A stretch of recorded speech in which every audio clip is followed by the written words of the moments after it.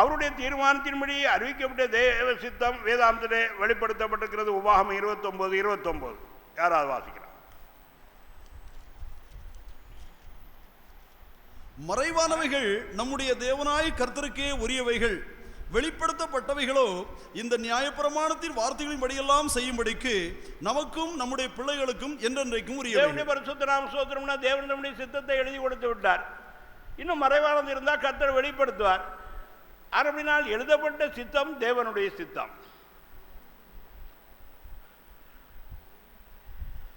மறைவான காரியம் நிறைவேற்கிறது. ஆவிக்குரிய மண்டலத்தில் இன்னும் அநேக காரியங்களை அறிய வேண்டியது இருக்கிறது. உலக காரியங்களிலுமே நிறைய காரியங்கள் நாம் தெரிய வேண்டியது இருக்கிறது. தேவனுடைய பரிசுத்த நாம ஸ்தோத்திரம் உண்டாவதாக. கடவுளுடைய சித்தப்படி நடக்கிறது என்று சொல்லிட்டு நம்ம இஷ்டப்பிரகாரம் இருக்கக்கூடாது. ரட்சிப்பு இது மிகவும் அருமையானது.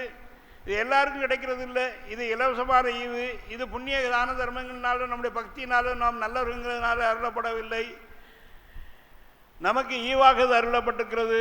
விசுவாசத்தினால் நாம் ரட்சிக்கப்பட்டிருக்கிறோம். இது தேவனுடைய ஈவு என்று சொல்லி மிகவும் அழகாய் பரிசுத்த எபேசியர் 2ஆம் அதிகாரத்திலே எழுதி வைத்திருக்கிறார். இது தேவனுடைய ஈவு, அதாவது பரிசு, அன்பளிப்பு, இனாம் என்று சொல்லப்பட்டிருக்கிறது. தேவனுடைய பரிசுத்த நாம ஸ்தோத்திரம் உண்டாவதாக.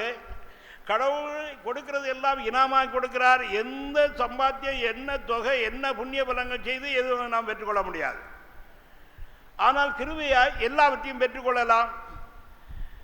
ஆனால் கிருபையை பெற்றுக்கொள்கிறதுல ரொம்ப ஜாக்கிரதையாக இருக்க வேண்டும். தாழ்மை உள்ளவனுக்கோ கிருபை அளிக்கிறார், பெருமை உள்ளவருக்கோ தேவனை எதிர்த்து நிற்கிறார். அதிகமான கிருபை அருளுகிறாரே. கிருபையின் ஐஸ்வர்யத்தை பார்த்தால் அது ஏராளமாக இருக்குது. ஒருவர் கிறிஸ்துவ வாழ்க்கையில் இருக்கிறார் என்றால் தேவ கிருபை அவரை தாங்குது என்று, ஒருவர் விழுந்து விட்டார் என்றால் தேவ கிருபை அவரை தாங்கவில்லை, ஆனால் விழுந்து விட்டான் என்று அர்த்தம். தேவ கிருபைக்காக பயத்தோடு காத்திருந்து தினமும் நாம் அதை பெற்றுக்கொள்ள வேண்டும். தேவனுடைய கிருபையினால் தான். பரிசுத்த வாழ்க்கை என்பது எப்படி இனாமோ அதே பிரகாரம் இனாமாக நம்ம அருளப்படுது. பரிசுத்தம்ங்கிறது 2 அர்த்தப்படுது. ஒன்று, கர்த்தருக்காக ஒப்பு கொடுக்கிறது பரிசுத்தம். கர்த்தருக்காக நம்மை ஒப்பு கொடுத்தது. ஆசாரியர்கள் விதமாக பிரதிஷ்டை செய்து ஒப்பு கொடுத்தார்கள். அவர்கள் பரிசுத்தர்கள் என்று சொல்லி எழுத. பரிசுத்தனாகி ஆரோன் எழுதப்பட்டிருக்க. ஆரோன் ஜீவியத்தில் பரிசுத்தர் என்று சொல்லி நம்ம சொல்ல முடியாது. சரி, இப்போ நம்ம காரியத்துக்கு வருவோம். 2வது பரிசுத்தம்ங்கிறது பரிசுத்தம் நடக்காது, நாள்தோறும் நடக்க வேண்டியது. நாம் உலகத்தில் இருக்கிறோம். உலகத்தில் நடக்கும்பொழுது சில தூசிகள் இதுகள் நம்மளை ஒட்டத்தான் செய்யும். உடனே கழுவி கொள்ள வேண்டும். அப்போது நீங்கள் அழைக்கப்பட்ட அழைப்புக்கு பாத்திரராக நடந்து கொண்டு என்று சொல்லி எபேசியர் 4ஆம் அதிகாரம் 1 வசனத்திலே எழுதியிருக்கிறது. எதற்காக அழைக்கப்பட்டிருக்கிறோம்?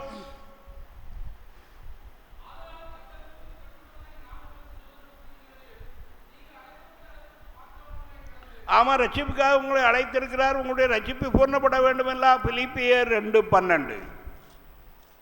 ஆதலால் எனக்கு பிரியமானவர்களே, நீங்கள் எப்பொழுதும் கீழ்ப்படுகிறபடியே நான் உங்களுக்கு சமீபமாயிருக்கும் பொழுது மாத்திரமல்ல, நான் தூரமாயிருக்கிற இப்பொழுதும் அதிக பயத்தோடும் நடுக்கத்தோடும் உங்கள் ரட்சிப்பு நிறைவேற பிரயாசப்படுங்கள். தேவனுடைய பரிசுத்த நாம ஸ்தோத்திரம். ரட்சிப்பு நிறைவேற பிரயாசப்பட வேண்டும், நடுக்கத்தோடும் பயத்தோடும்.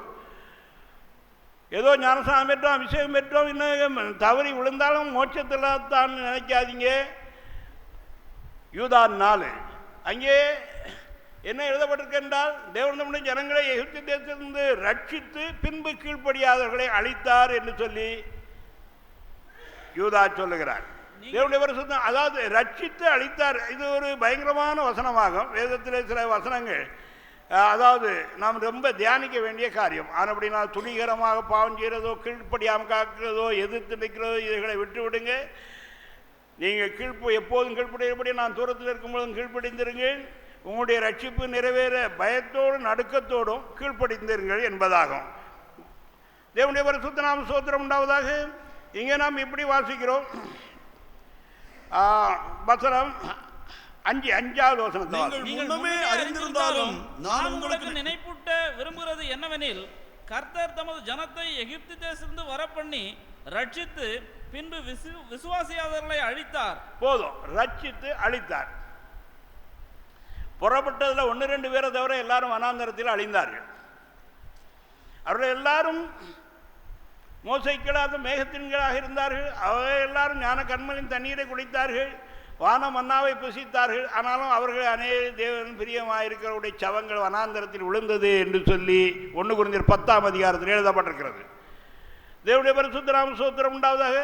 அதாவது ஞானஸ்நானம் எடுத்தாங்க, திருவிருந்தில் பங்கு பெற்றார்கள், தேவனுடைய சக்கேலா மேகத்துக்குள்ளே தான் பிரயாணம் பண்ணார்கள், ஆனாலும் என்று சொல்லி எழுதப்பட்டிருக்கிறது. 1 கொரிந்தியர் 10 அநேக பாடங்களை போதிக்கிறது. வாசிக்கலாம். இப்படி இருக்க சகோதரரே, நீங்கள் எவைகளை அறிய வேண்டும் என்று இருக்கிறேன் என்றால், நம்முடைய பிதாக்கள் எல்லாரும் மேகத்துக்கு கீழாய் இருந்தார்கள், எல்லாரும் சமுத்திரத்தின் வழியாய் நடந்து வந்தார்கள், எல்லாரும் மோசைக்குள்ளாக மேகத்தினாலும் சமுத்திரத்தினாலும் ஞானஸ்நானம் பண்ணப்பட்டார்கள், எல்லாரும் ஒரே ஞான போஜனத்தை புசித்தார்கள், எல்லாரும் ஒரே ஞான பானத்தை குடித்தார்கள். எப்படியெனில் அவர்களோடு கூட சென்ற ஞான கன்மலையின் தண்ணீரை குடித்தார்கள், அந்த கன்மலை கிறிஸ்துவே.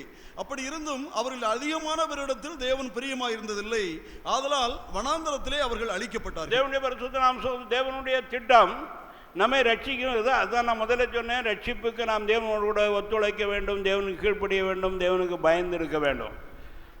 பிரதம மிஷன்காரர்கள் போல அவர்கள் ரட்சிக்கப்பட்டு தான் திரும்ப அழிவில்லை என்று சொல்லி சொன்னது, அதை நான் அப்போவே எதிர்த்தேன். அந்த காலத்தில் அவ்வளோ பைபிள் தெரியாவிட்டாலும் சத்தியம் கொஞ்சம் தெரியும். நான் சொன்னேன் அப்படி இல்லை என்று சொல்லி.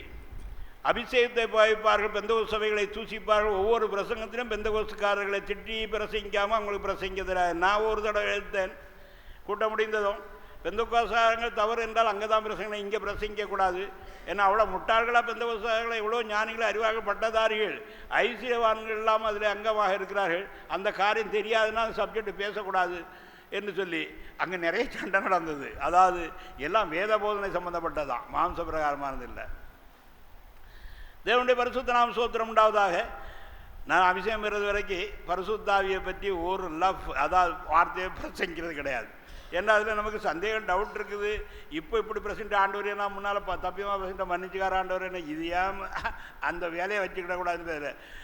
மெட்ராஸ் போவேன், பாஸ்டர் ஜி சுந்தரம் சபைக்கு போவேன், அங்கே 3 நாள் உபவாச கூட்டங்களில் கலந்து கொள்வேன், என்ன ஜெபிக்க முடியும் அவர் சொல்லுவார். அப்புறம் அந்த சபையினுடைய ஒரு பிராஞ்சியில் தான் தங்கியிருப்பேன். போய் அதாவது ஓப்பன் மீட்டிங் நடத்துகிறது, வீட்டு ஆசீர்வாத கூட்டம் நடத்துகிறது, பல காரணங்களும் பரிசுத்தாவியானவரை பற்றி பேசவே மாட்டேன். அது பெந்தகோஸ்து சபை. ஆனாலும் என்ன பேசுறீங்க, அவர் கடைசியில் அவர் சொன்னார் என்கிட்ட, தம்பி நீங்கள் இங்கே இருந்துங்க ஊழியத்தில், நான் உங்களை கொண்டு கிராமப்புறங்களை சபையில் போகணும். நான் சொன்னேன், நான் இன்னும் அபிஷேகம் பெறலை, 2வது நான் யுவாஞ்சிக்கல் டூராக வந்திருக்கிறேன், எனக்கு கர்த்தரை வழிபடுத்தி கட்டளை இட்டால் தான் நான் இங்கே தங்குவேன் என்று சொல்லி தப்பி நான் பாம்பே போயிட்டேன். கர்த்தர் வேறு ஒரு காரியத்துக்கு அழைத்திருக்கிறார். நல்ல வேளை எந்த சபையிலையும் நான் சீக்கிரல. ஆரம்பத்தில் சிபிஎம்மில் போகாமல் இருந்தேன். கர்த்தர் ஒரு தரிசனம் காணித்தார். அது என்ன ஒரு சத்திரமாக இருக்குது, குளித்த உடனே எனக்கு தோட்டத்துக்கு துண்டு கொடுக்குறாங்க, துண்டை விரிக்கிறாங்க, எல்லாம் எலி வெட்டி அங்கங்கே தோரமாக இருக்குது, தோட்டத்துக்கு லாய்க்கில்லை. இதுதான் சிபிஎம்னு கர்த்தர் சொன்னார். பார்க்குறதுக்கு மடிச்சிருக்கும் பொழுது துண்டா தெரியுதான், விரிக்கும் பொழுது எல்லாம் செல்ல அரிச்சிருக்குது, இன்னென்ன இது இன்னென்ன தவறுன்னு சொல்லி கர்த்தர் பேச ஆரம்பித்தேன். நல்ல வேலை அதுக்குள்ளே நுழையில. ஆனால் அங்கே நடக்கிற கூட்டங்களுக்கு போவேன், வருவேன், யார் என்கிட்ட தர்க்கம் பண்ண என்ன 1-2 தடவை தர்க்கம் பண்ணி அவங்க ஓடி போயிட்டாங்க. தேவனுடைய பரிசுத்த நாம ஸ்தோத்திரம் உண்டாவதாக. ஆம், நம்முடைய ரட்சிப்பு நிறைவேற பயத்தோடும் நடுக்கத்தோடும் பிரயாசப்படணும். தேவனுடைய மக்கள் கீழ்ப்படியணும். விசுவாசிகள் என்றால் கீழ்ப்படுகிறவர்கள் என்ற அர்த்தம். விசுவாசிங்கிற வார்த்தைக்கு கீழ்ப்படிங்கிற ஒரு அர்த்தமும் உண்டு. தேவனுடைய பரிசுத்த நாம ஸ்தோத்திரம் உண்டாவதாக. இது தேவனுடைய ஊழியர்களுக்கும் பிள்ளைகளுக்கும் கண்டிப்பாக தேவை.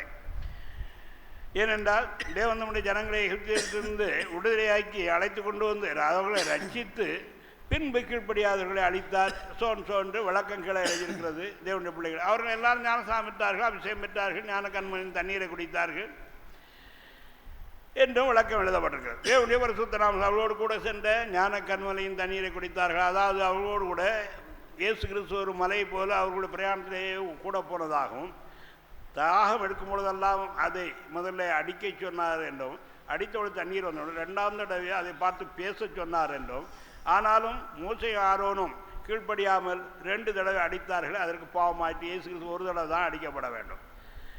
அப்போது சரித்திராசிரியர்கள் இருக்கிறார்கள், அந்த கன்மலை கிறிஸ்துவே, அதாவது அந்த மலை தான் அவர்களோட பிரயாணத்தில் கடைசி மட்டும் போனது என்று எழுதியிருக்கிறார்கள். அந்த வேதத்தில் சரியான ஆதாரம் பழைய ஏற்பாட்டில் இல்லைன்னா புதிய ஏற்பாட்டில் அவர்களோடு கூட சென்ற ஞான கன்மலையாகிய கிறிஸ்துவின் தண்ணீரை குடித்தார்கள் என்று எழுதியிருக்கிறத பாருங்கள்.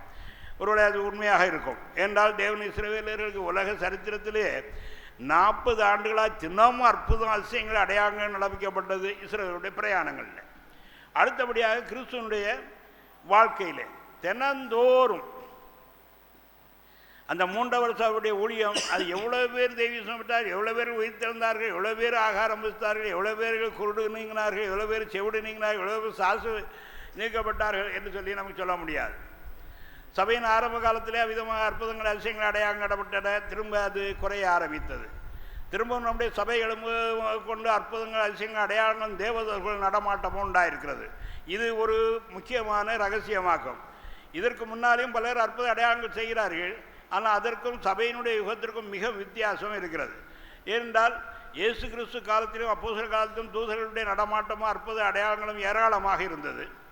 பின்பு சபை யுகத்தில் அப்படி ஏராளமாக இல்லை, இங்கே அங்கே கொஞ்சம் கொஞ்சமாக இருந்தது. சில சுவிசேஷர்கள் எம்பி குணமாக்கும் வரங்களை முக்கியப்படுத்தி சில இதுகளை நடத்தினார்கள். ஆனால் அவர்களுடைய ஊழியங்கள்லாம் ஸ்டாப் ஆகி போயிட்டது நீங்கள் அறிவீர்கள். சில பரிசுத்தான் விழுந்து போனார்கள். ரொம்ப வருத்தப்பட வேண்டிய காரியமாகவும் சமீபத்தில் ஒரு பரிசுத்தான் விழுந்து போனதை கேள்விப்பட்டு எனக்கு ரொம்ப துக்கமாக இருந்தது. காரணம் என்றால் அவர்கள் திருச்சபையாக இருக்கவில்லை. நம்முடைய சபையிலே மக்கள் இவ்வளோ தேர்ச்சி அடைந்து ஸ்டாண்ட் பண்ணுறதுக்கு காரணம் இது திருச்சபையாகும். இதை கண்காணிக்கிறது, அதாவது அங்கே இருந்துக்கிட்டே தலைமை இருந்துக்கிட்டே எல்லாத்தையும் பார்த்துக்கிட்டு இருக்கிறாராம். நீங்கள் எது மறைச்சி என்ன தந்திரம் பண்ணாலும் சரி உங்களுடைய ஆத்ம நிலை கர்த்தர் எனக்கு காண்பிப்பார். இல்லைன்றா நேரடியாக பார்க்கும்பொழுது நான் வரும்பொழுது நடக்கிற சம்பவங்களை பற்றி தீர்மானிப்பேன். தேவனுடைய பரிசுத்த நாம ஸ்தோத்திரம் உண்டாவதாக. ஆனபடினால் நாம் மிகவும் பயத்தோடும் நடுக்கத்தோடும், அதாவது ஆயுளிலிருந்து அந்நிய பாஷை பேசுகிறது மாத்திரம் நான் டான்ஸ் பண்ணி இது பண்ணாலும் அந்த சமயத்தில் ஒரு தேவ பயத்தோடு கூட தான் நடக்க வேண்டும்.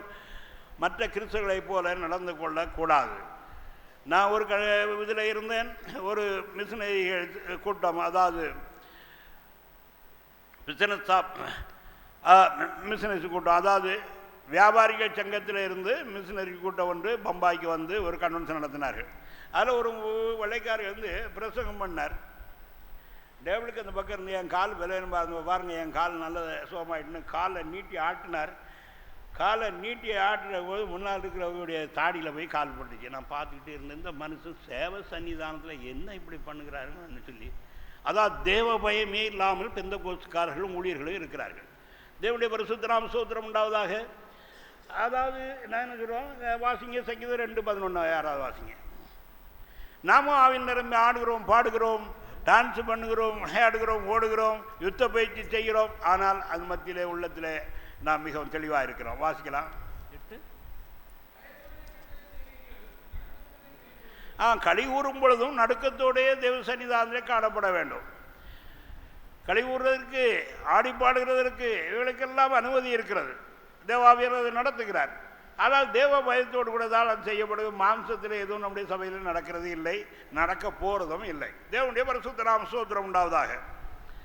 அதுக்கு ஒரு உதாரணம் சொல்லுகிறேன். மார்க் என்று சொல்லி ஒரு தான் முதல்ல செக்ரட்டரியாக இருந்தார். அவருக்கு அபிஷேகம் நீண்ட காலமாக கிடைக்கவில்லை. அப்போ ப்ளஸ்ஸோ தஞ்சாவூரில் ஸ்டான்லிங்கிற ஊழியர் குரூப்பு, அதாவது ப்ளஸ்ஸோ நடத்துகிறார்கள். அங்கே அந்த ஆதாம் தோட்டத்தில் எப்பொழுதும் நடக்கும். இப்போ அவர் ரொம்ப வியாதியாக இருக்கிறாருன்னு இப்போ ப்ளஸ்ஸோலாம் நடக்கிறதில்லை. பல வருஷமாக அவர் படுக்கையில் இருக்கிறார். சரி, இப்போ அவரை பற்றிய காரியம் இல்லை, அங்கே நடந்த சம்பவத்தை நான் சொல்லுகிறேன்.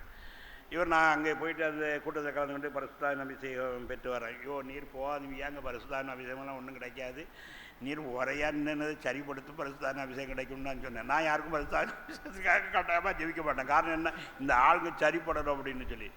இந்த பாக்கியநாதனங்கிற மாதிரி ஜாதி வரி பிடிச்சவன், அதனால் 8 வருஷம் கழிச்சு அவனுக்கு பரிசுத்தான அபிஷேகம் கிடைச்சிது. சிலருக்கு பரிசுத்தாவியால் என்ன காரணத்தை நான் நிறுத்தி வச்சுருக்கேன்னு சொல்லுவார். எவ்வளோ மோசமானவர்கள் என்று அவர்களை பற்றிய சர்டிஃபிகேட் நான் கொடுக்க முடியும். தேவனுடைய பரிசுத்த நாம ஸ்தோத்திரம் ஆக போனார். +2ல் அங்கே கூட்டம் நடந்திருக்கு. எல்லாரும் எழுந்துச்சு நின்று பாட்டு பாடுங்கன்னு கைக்குட்டி எடுத்து வீசி எல்லாரும் டான்ஸ் பண்ணிட்டு இருக்காங்க. ஆவில் நிரம்பி ஸ்டான்லி மேடையிலிருந்து விழுந்து உருண்டு ஜனங்களுக்குள்ளே வந்து ஜனங்கள்லாம் விலகி இதாகி, அப்புறம் சிலர்கள் ஆவி இறங்கி பரிசுத்தாவில் இறங்கி கை காலெலாம் வெட்டி இழுத்து நுரையாக 2 பேர் காலை பிடிச்சி 2 பேர் கையை பிடிச்சி தூக்கி கொண்டு வெளியே போட்டிருக்காங்க. அங்கே அவங்க கை கால் வெட்டி எழுதி இவர் மார்க்கு பார்த்துட்டு செஞ்சுருக்காங்க. அப்போது இவர் ஜெபத்தை